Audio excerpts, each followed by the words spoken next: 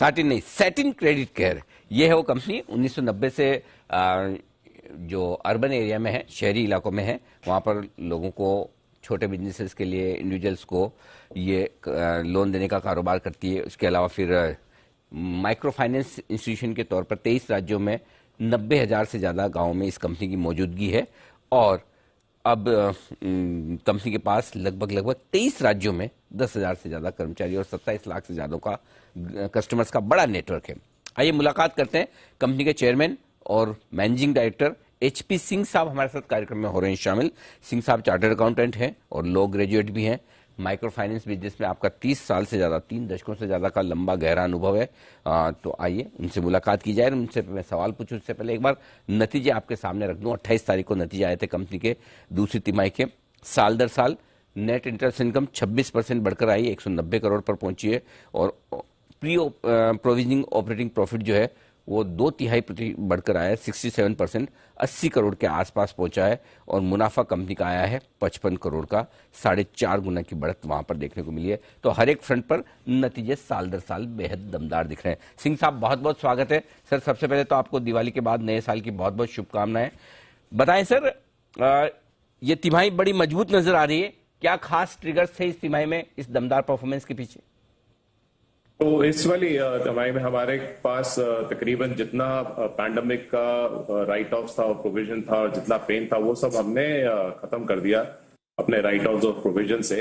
और डिसबर्समेंट जो की पैंडेमिक से पहले की थी वो वापस लौट के आ गई है।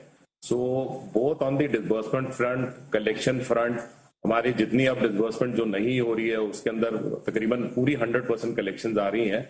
सो ओवरऑल अगर देखा जाए प्रोविजंस को हटा के, सारे GNPS को हटा के, इसलिए ये बहुत बेहतर क्वार्टर भी गया है और हाफ ईयर हमारा बहुत बेहतर जा रहा है।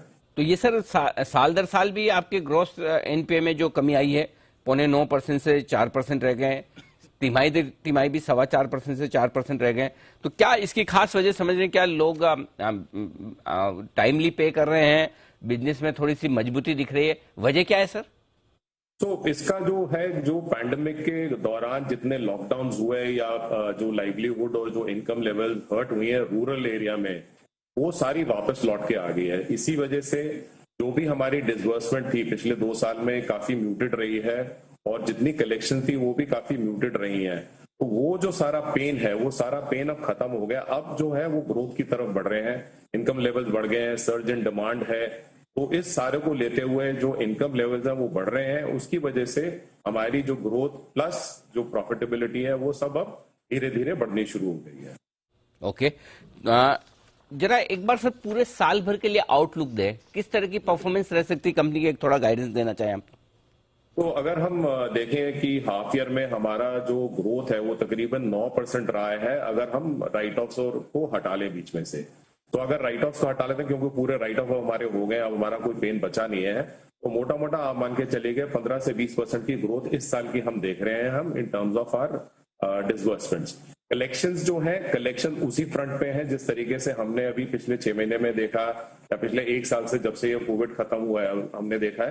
तो हमारी कलेक्शन भी तकरीबन 99.5 और 100% के बीच दरमियान ही है कि GNPA बढ़ने का अब कोई और क्रेडिट कॉस्ट आने का कोई अब कोई दायरा ही नहीं है। बेसिकली अंदर बिल्कुल सब कुछ बिल्कुल वापस back to the pre covid levels आ गए हैं। ठीक बात है, तो काफी मजबूत आगे भी आउटलुक नजर आ रहा है। बहुत बहुत धन्यवाद सिंह साहब समय देने के लिए और नतीजों पर विस्तार से बातचीत करने के लिए हमारे दर्शकों से। तो सैटिन क्रेडिट केयर दमदार परफॉर्मेंस कंपनी की तरफ से, आगे के लिए आउटलुक भी मजबूत।